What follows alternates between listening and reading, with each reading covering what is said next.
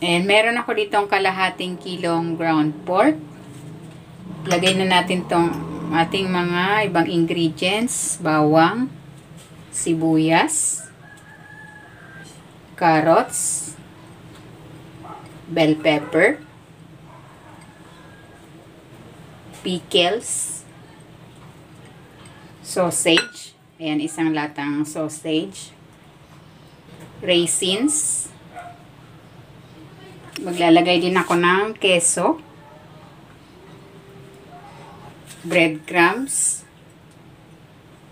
Maglalagay ako ng 3 itlog. Titimplahan ko ito ng asin at ng paminta. Pwede kayo dito maglagay ng mga pampalasa of your choice. Pahaluin ko na.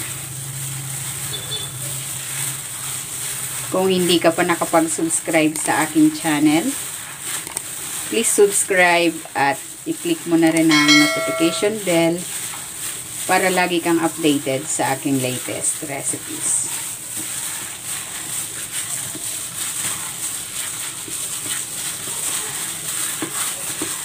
Ayan, okay na ito. Pwede na natin itong balutin. Ayan, instead na ibalot natin sa foil at i-steam yung ating embutido, ibabalot natin ito sa lumpia wrapper. Meron ako ditong 8 inches spring roll wrapper. And then yung ating mixture nilagay ko sa resealable bag para pantay-pantay yung ating Shanghai. And then binutasan ko yan sa dulo. And then lalagyan natin ito. Kung may piping bag ang gamitin. Ayan, ganyan lang. Babalutin ko na ito. Bilugin natin. And then, i-roll na natin. Magbabrush ako dito ng harina na tinunaw sa tubig, pandikit. Then, i-roll ko na.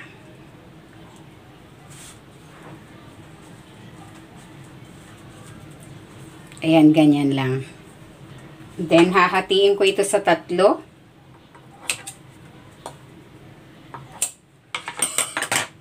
Ayan, ganyan lang. Uulitin ko lang ang proseso sa natitira pa nating mixture.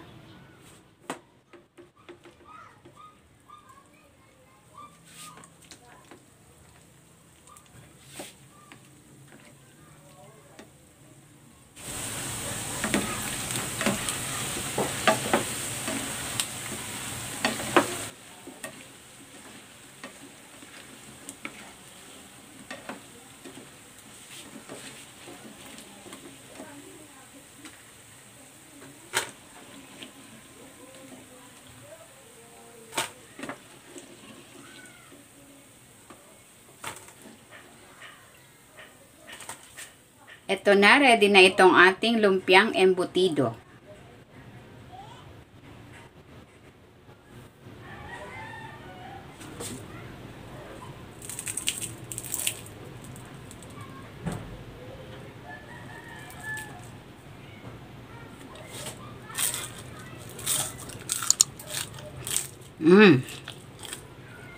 Harap.